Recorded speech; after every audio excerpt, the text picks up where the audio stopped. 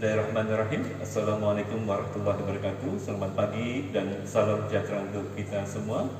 Pagi ini saya akan menjelaskan strategi pembelajaran untuk agenda ketiga manajemen kinerja pada pelatihan kepemimpinan administrator. Untuk materi ini, pada pagi ini saya akan menyampaikan materi manajemen risiko. Tapi sebelum itu, saya akan memperkenalkan diri. Nama saya Agus Yono. Jabatan saya Widyaswara Ahli Media di Badan Pengembangan Sumber Daya Provinsi Kalimantan Barat. Jadi sebelum saya menyampaikan strategi pembelajaran saya pada pagi ini, saya akan menyampaikan sedikit deskripsi singkat, yaitu untuk mata pelajaran ini, yaitu manajemen risiko untuk alokasi waktu yang diberikan oleh lembaga administrasi negara, akan diberikan selama 9 jam atau 405 menit. Kemudian untuk deskripsi singkat dari mata pelajaran ini, yaitu kegiatan belajar ini membekali peserta pelatihan kepemimpinan administrator dengan kemampuan mengelola dan mengimplementasikan strategi dan kebijakan organisasi berdasarkan platform dan manajemen risiko terpadu pada organisasi serta membangun budaya kerja dan implementasi manajemen risiko. Kemudian setelah itu saya akan menyampaikan tujuan pembelajaran, yaitu pertama hasil belajar. Setelah mengikuti pelatihan pembelajaran ini, peserta diharapkan memahami sistem pengendalian intern pemerintah SPIP, kemudian tata kelola pemerintahan yang baik atau government, kemudian three lines of defense, budaya risiko, manajemen risiko, dan manajemen konflik. Selanjutnya, peserta diharapkan mampu mengimplementasikan strategi dan kebijakan organisasi berdasarkan platform manajemen risiko terpadu dan organisasi untuk yang dipimpinnya, serta memahami peran dan tanggung jawabnya dalam membangun budaya manajemen risiko dan implementasi risiko, serta mampu mengendalikan konflik yang mungkin timbul dalam pelaksanaan aktivitas organisasi. Organisasi besar sebagai bagian tak terpisahkan dari manajemen organisasi. Kemudian, dalam indikator hasil belajar dalam mata pelatihan manajemen risiko ini, yaitu pertama, peserta dapat memahami dan menjelaskan dan mengimplementasikan sistem pengendalian intern pemerintah, tata kelola pemerintahan yang baik atau government, dan three line of defense. Kemudian peserta yaitu kepemimpinan administrator memahami, menjelaskan dan implementasikan budaya risiko dan aspek fundamental risiko. Kemudian yang ketiga, yaitu peserta dapat memahami, menjelaskan dan mengimplementasikan manajemen risiko di tempat tugas. Kemudian keempat, peserta dapat memahami dan menjelaskan dan mengimplementasikan kerangka kerja manajemen risiko. Yang kelima, yaitu peserta kepemimpinan administrator dapat memahami dan menjelaskan dan mengimplementasikan proses manajemen risiko terintegrasi di tempat kerja. Kemudian yaitu indikator hasil belajar yang terakhir, yang pertama, peserta dapat memahami, menjelaskan dan mengimplementasikan manajemen konflik di tempat kerja. Untuk strategi pembelajaran saya di dalam materi manajemen risiko ini akan saya bagi tiga, yaitu yang pertama pendahuluan, yang kedua penyajian, yang ketiga penutup. Untuk pendahuluan, saya akan sampaikan dalam waktu 15 menit. Yang pertama akan saya mulai dengan perkenalan, kemudian menciptakan suasana kelas yang kondusif, kemudian membangun komunikasi yang konstruktif dengan peserta dengan cara bertanya dengan peserta tentang PP nomor 60 tahun 2008 tentang sistem pengendalian intern pemerintah dan manajemen risiko, perumusan kebijakan dan strategi organisasi. Kemudian peserta dapat memperhatikan dan menjawab salam dan merespon dan ikut aktivitas di ruang kelas. Untuk metode pembelajarannya dapat ceramah atau brainstorming, curah pendapat, tanya jawab dan pretest. Kemudian untuk penyajian ini untuk strategi pembelajarannya, penyajian akan disampaikan dalam 6 penyajian sesuai dengan materi pokok. Penyajian pertama yaitu akan saya sampaikan selama 40 menit, yaitu penyajian arti pentingnya SPIP berdasarkan PP nomor 60 tahun 2008 tentang sistem pengendalian internet pemerintah dan tata kelola pemerintahan yang baik dan 3 lines of defense. Peserta dapat mendengarkan, memberi respon, dan berinteraksi mengikuti aktivitas yang diinstruksikan oleh fasilitator. Kemudian metode pembelajarannya dapat melakukan ceramah atau brainstorming, curah pendapat, dan tanya jawab.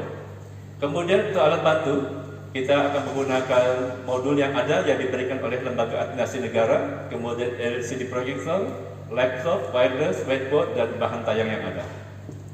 Kemudian penyajian kedua, yaitu submateri budaya risiko dan aspek fundamental manajemen risiko akan saya sampaikan selama 45 menit. Untuk materi pokok budaya risiko dan aspek fundamental manajemen risiko terdiri submateri menjelaskan dan mendiskusikan konsep dan nilai budaya risiko, menjelaskan strategi pengembangan, kemudian menjelaskan konsep manajemen perubahan. Seperti sama, peserta dapat mendengarkan, memberi respon, kemudian berinteraksi, mengikuti aktivitas di kelas yang diinstruksikan oleh fasilitator. Untuk metode pembelajarannya hampir sama dengan penyajian pertama, yaitu dengan ceramah, curah pendapat, brainstorming, tanya jawab, dan yang terakhir menyimak film pendek yang disajikan tentang 3 lines of defense. Kemudian untuk penyajian ketiga, untuk materi pokok menjelaskan konsep dasar manajemen risiko.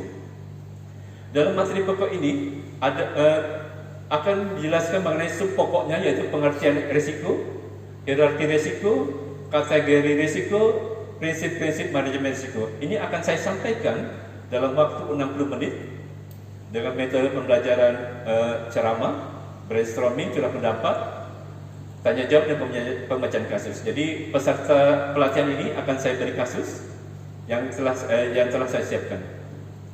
Kemudian untuk penyajian keempat, yaitu materi pokok kerangka kerja manajemen risiko, akan saya sampaikan selama 90 menit.